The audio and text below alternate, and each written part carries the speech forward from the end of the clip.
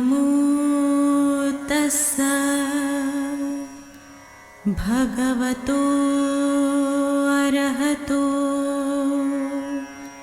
सम्मा संबुद्धस्स। बुद्ध और उनका धम्म बाबा साहेब डॉक्टर अम्बेडकर द्वारा रचित कालजयी पुस्तकों के इस रचना संसार में आपका स्वागत है। आप जानते हैं कि इस समय हम लोग बाबा साहेब डॉक्टर अम्बेडकर द्वारा मूल रूप से अंग्रेजी में रचित ग्रंथ द बुद्धा एंड हिज धम्मा, इसका ये हिंदी अनुवाद आप तक पहुंचा रहे हैं। और ये जो हिंदी अनुवाद है, ये हिंदी अनुवाद डॉक्टर भदंत आनंद कौशल्यायन जी का है। तो आइए इस कड़ी में आगे बढ़ते हैं। आपको याद दिला देते हैं कि ये बुद्ध और उनका धम्म के चतुर्थ कांड का चौथा भाग है। और इस चौथे भाग में बाबा साहेब जिस बात को समझा रहे हैं वो है तथागत द्वारा दिए गए सद्धर्म का जो प्रवचन है, उन प्रवचनों को इस अध्याय में उन्होंने शामिल किया है। इस समय हमने पिछली कड़ी में भी ये देखा कि मुर्दार मांस और मांसाहार, इन दो चीजों पर जो अलग अलग प्रसंग पर तथागत ने प्रवचन दिए हैं, जो बातचीत हुई है उनकी, उसी बातचीत को बाबा साहेब ने इसमें लिखे हैं। तो यहां बाबा साहेब एक दूसरा शीर्षक लिखते हैं। पिछले कड़ी में हमने देखा था कि आदमी का भोजन उसे पवित्र नहीं बनाता, इस शीर्षक के साथ वे आगे बढ़े थे। यहां उन्होंने शीर्षक लिखा है भोजन नहीं, पवित्र कर्मों का महत्व है। मतलब अच्छे कुशल कर्मों का महत्व है, पवित्र भोजन का नहीं। क्योंकि बहुत सारे लोग ये मान के चलते हैं कि जिनका भोजन बड़ा सात्विक होता है तो बड़े अच्छे होते हैं। कोई ऐसा व्यक्ति हो सकता है कि जो बिल्कुल मांसाहार नहीं करता लेकिन बड़ा क्रूर हो सकता है, व्यभिचारी हो सकता है। तथागत इसे ही मुर्दार मांस कहते हैं। किसी का हत्यारा होना, किसी का व्यभिचारी होना, किसी का चोर होना, झूठा होना, ये सब व्यभिचार है और यही सब मुर्दार मांस है। और ऐसे मुर्दार मांस का तथागत ग्रहण नहीं करते, उसका सेवन नहीं करते। मांसाहार का इस बात से कोई भी ताल्लुक नहीं है। आहार आहार होता है, वो चाहे शाकाहार हो चाहे मांसाहार। वो मनुष्यों के लिए प्राकृतिक व्यवस्था के साथ जहां जहां जो जो चीजें जैसे जैसे उपलब्धता है वो उसके साथ जुड़ जाती है। दुनिया आगे बढ़ती है तो दुनिया के आहार बदलते चलते हैं। मनुष्य का जितना विकास हुआ, उस विकास की प्रक्रिया में आप आहार की भी प्रक्रिया को बदलता हुआ देख सकते हैं। शुरुआती दौर में मनुष्य का जो आहार रहा वही आहार आज उसका नहीं है। लेकिन आहार आहार होता है और व्यभिचार दूसरी बात है, अत्याचार दूसरी बात है, हत्यारा होना दूसरी ही बात है। तो आइए हम लोग यहां से आगे बढ़ते हैं। यहां इस वक्त बाबा साहेब लिखते हैं कि आमगंध नाम का एक ब्राह्मण जो तपस्वी था, अपने शिष्यों के साथ हिमालय में रहता था। उस वक्त ये परंपरा बहुत रही है, आज भी बहुत सारे लोग तपस्वी हैं और वो हिमालय में रहते हैं। ये जो आमगंध नाम का तपस्वी अपने शिष्यों के साथ हिमालय में रहता था, वे मत्स्य मांस नहीं खाते थे, लेकिन प्रतिवर्ष वे कुछ नमक खटाई खाने के लिए अपने आश्रम से नीचे उतरकर बस्ती में आ जाते थे और गांव के लोग उनका बड़ा स्वागत करते और 4 महीने तक लगातार उनका आतिथ्य करते थे। तो 4 महीने के लिए आमगंध तपस्वी जो है वे हिमालय से उतरकर नीचे बस्ती में आ जाते थे और 4 महीने तक ये नमक खटाई खाने की इच्छा, वो मांस या मत्स्य ग्रहण नहीं करते थे। उस वक्त ऐसा हुआ कि भिक्षु संघ सहित तथागत बुद्ध भी वहां आए और लोगों ने तथागत का धम्मोपदेश सुना तो उनके श्रावक बन गए। इस दौरान यह भी एक घटना घटित हुई कि उसी क्षेत्र से तथागत अपने भिक्षु संघ के साथ गुजर रहे थे और तथागत की बात तो ये थी कि वे जहां से भी गुजरते थे तो लोगों को नीति मूल्यों की शिक्षा जरूर देते थे।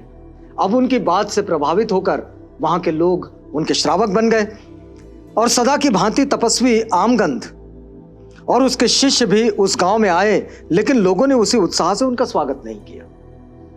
अब हुआ आगे कि आमगंध प्रतिवर्ष की तरह हिमालय से उतरकर फिर बस्ती में आए, लेकिन आमगंध और उनके शिष्यों ने देखा कि इस बार उनका वैसा स्वागत नहीं हो रहा है जैसा स्वागत उनका आपसे पहले हुआ करता था।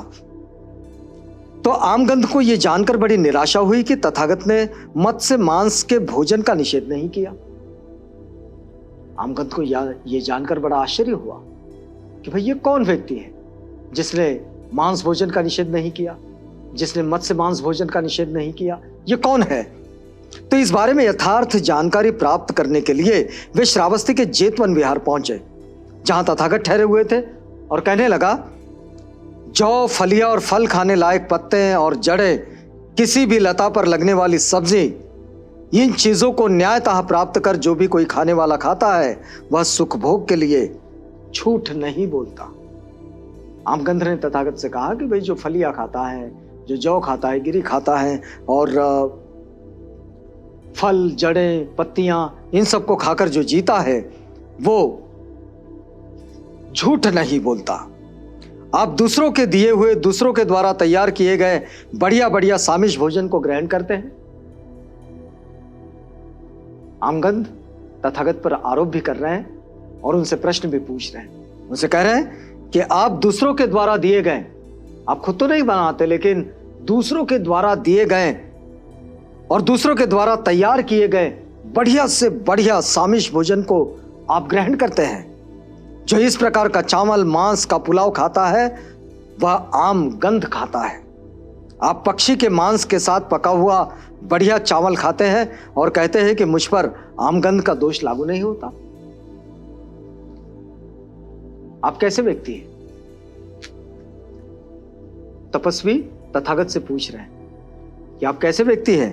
आप पशु पक्षी के मांस के साथ पका हुआ बढ़िया चावल खाते हैं, जिसको आजकल बिरयानी कहते हैं लोग, और कहते हैं कि मुझ पर आमगंध का दोष लागू नहीं होता। ये क्या बात है? मैं आपसे इसका अर्थ जानना चाहता हूं। ये आपका आमगंध किस तरह का है? ये जो आपका आमगंध है ये किस तरह का है? तो तथागत ने उत्तर दिया, जीव हिंसा करना, पीटना, काटना, बांधना, चुराना, झूठ बोलना, ठगना, वंचना करना, अनुपयोगी जानकारी तथा व्यभिचार, ये सब आमगंध है, मांस का खाना नहीं। तथागत अपनी बात में बिल्कुल स्पष्ट है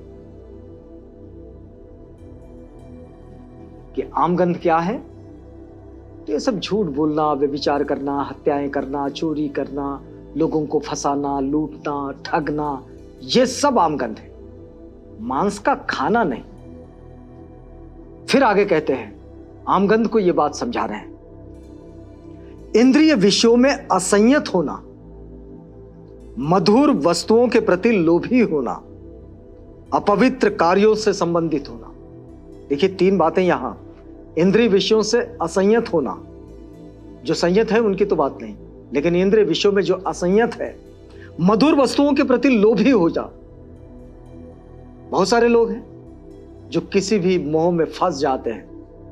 अपवित्र कार्यों से संबंधित होना, मिथ्या दृष्टि होना, झूठ पर विश्वास होना, मिथ्या दृष्टि, सीधा सरल ना होना, अननुकरणीय होना, अनअनुकरणीय, ये सब आमगंध है, मांस का खाना नहीं।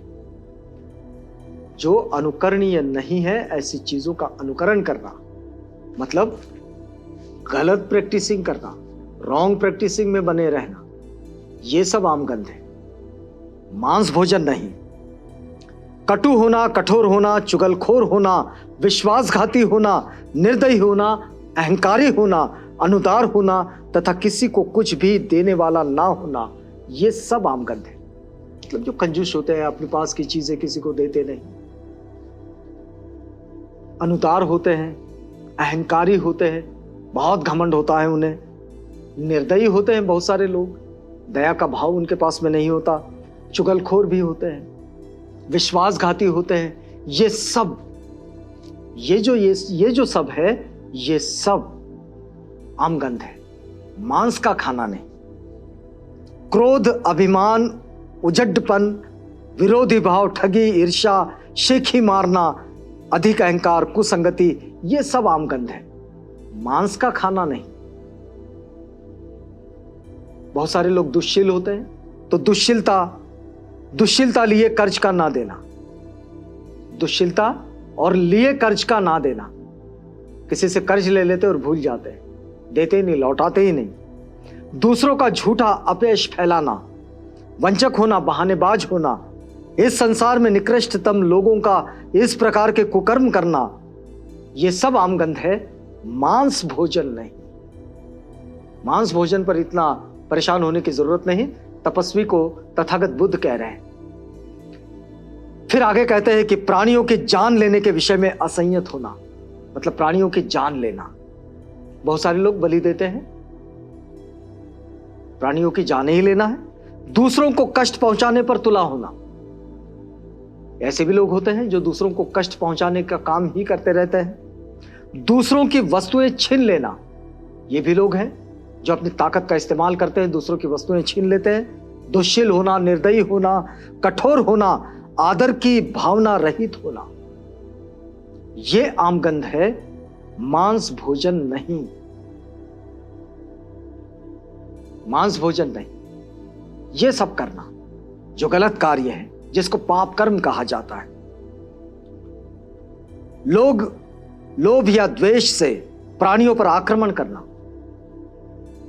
तथा सदैव कुकर्म करने के लिए उद्यत रहना, मरणांतर आदमियों को अंधकार से ले जाकर नरक में पहुंचा देता है, यह आमगंध है, मांस भोजन नहीं।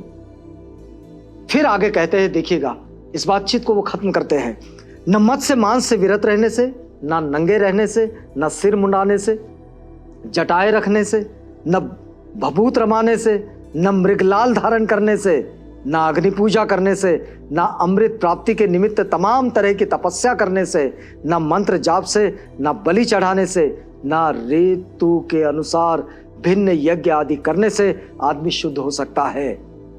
जिसके संदेह दूर नहीं हुए वो ठीक आदमी नहीं है। आदमी का शुद्ध हो जाना यह ज्यादा जरूरी है। जो संयतेंद्रिय है, जो धम्म में स्थित है, जिसे शील पालन में आनंद का अनुभव होता है। देखिए बड़ी महत्वपूर्ण बात कि जिसे शील पालन में आनंद का अनुभव होता है और जिसने आसक्ति को त्याग दिया है और दुख का क्षय कर चुका है, वो आदमी देखे सुने के साथ आसक्त नहीं होता। जो अनासक्त हो चुका है, ये कुशल कर्म है और इन कुशल कर्मों में लिप्त हो जाना चाहिए, इन कुशल कर्मों के साथ हो जाना चाहिए, जो आमगंध है, मांस भोजन नहीं। आमगंध का मतलब यह है, ये मांस भोजन से इसका कोई ताल्लुक नहीं, कोई संबंध नहीं। चलिए आज का ये अध्याय भी पूरा होता है और ये वक्त भी पूरा होता है। अगली कड़ी में मिलेंगे तो यहीं से आगे बढ़ेंगे। तब तक के लिए हमें इजाजत दीजिएगा।